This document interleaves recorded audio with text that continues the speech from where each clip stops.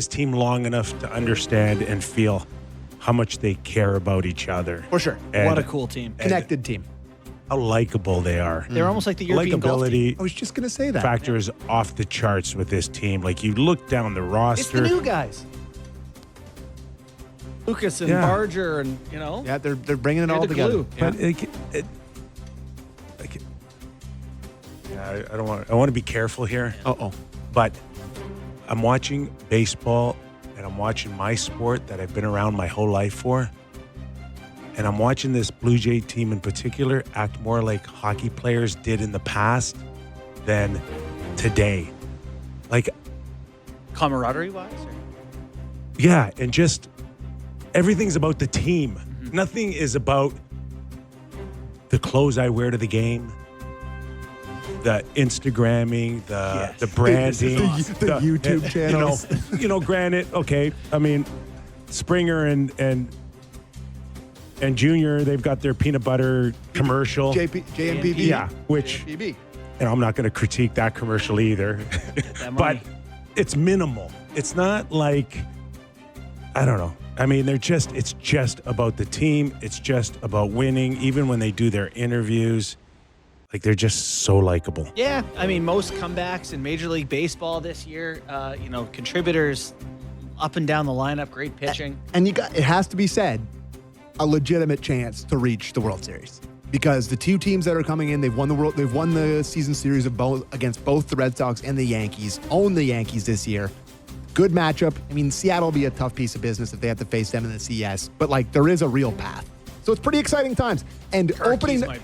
opening night for the Toronto Maple Leafs across from Game 4 of the ALDS. I'd definitely be watching every moment and doing an in-depth Leafs talk after that Leafs right? game. That's what it Yes, would be? sir. Yes, sir. Well, October 8th. they're the Jays. Wouldn't they give them like an 11 a.m. start? Yeah, no, but they're maybe playing the Yankees, so then they'll get fair the enough. prime time. In a few minutes, we'll welcome in Elliot Friedman, Hockey Night in Canada, 32 Thoughts, celebrated his 65th birthday on the weekend. All right, What the all hell? right. No. What the hell are you talking How about? old is Elliot? You just missed by a decade. How old is he? He's 55. Oh, is he 55? That's it? Oh, come my on now. God. Okay. I'll never ask him to come on again. You're embarrassing. No. Great job. Did you bring in the cupcake Saturday night? I did not. Well, I think was it Matt Marstrom? Hillary brought him in. It's lovely. A little red velvet, vanilla icing. Plenty love to that get velvet. into with the insider, Elliot Friedman, including a signing by the Toronto Maple Leafs, one that probably felt a little bit more urgent with the news that Joseph Wall is Is what? gone, Okay. left the hockey club with no feel, and we'll get into this with Elliot on a possible return. Yeah, I mean, this is a great contract. This is a great contract, and I understand the concerns about age and longevity. He hasn't played all these games, whatever, but he was paid as a result of those things, right? If he played, led the NHL in save percentage last year. If he played 60 games, he'd be worth $10 million. Yeah. So you're saving a lot of money in the fact that you're only going to get him half the time, and he gets a little security in terms of years. They get a good deal. I mean, you see the number, right? And I got to be honest, I'm trying hard to come up with a zag on why this potentially could have, be bad at all. And I just can't come up with anything. Like if his knees are shredded cheese, he's just on LTIR. It's 4 years. It's 3.75. It's a totally palatable number for a guy who's going to play half the game. I don't know. I thought it was awesome. But Elliot's it. Good dude. Okay, let's welcome him in. Hockey Night in Canada's very own Elliot Friedman. Elliot, thanks for joining us, man. How are you? You recovered off your wild weekend of celebrating a birthday? Yeah, I got news for you, Nick. Those weekends aren't that wild anymore. Those days are long over. Long over. I'm too old for that now. We just moments ago talked about the Stolarz contract. Let's start there with you, Elliot. Just in terms of where it ended up, I would imagine the ask was a little higher over the stretch of the negotiations from the Stolarz camp. They settle in on an AAV, which probably surprised a few people, being under $4 million. But I imagine that was the carrot for the Leafs to dangle the fourth year on.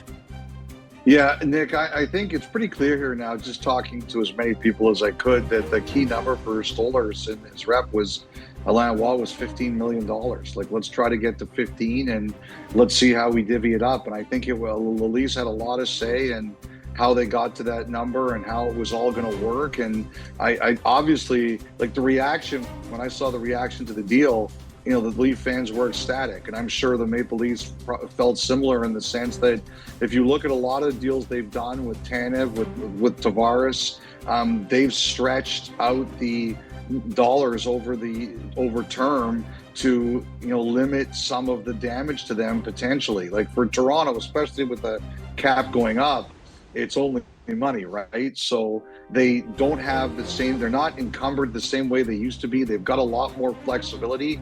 And, you know, I heard you guys talking, and with whatever injury concerns you may have with Stolarz, if it gets bad for whatever reason, this contract isn't going to hurt them. Like, this is not going to be a deal where they're going to be looking to trade and say, what are we going to have to give up to move this deal? I don't think it's going to hurt them that much at all. And obviously you can see why Stolarz would be happy with it. It's the longest contract he's had since his ELC. Of course he's going to love that kind of security. Yeah, fans in Toronto love getting a deal on a guy. It puts him in a good position to earn their favor on top of his great year last season.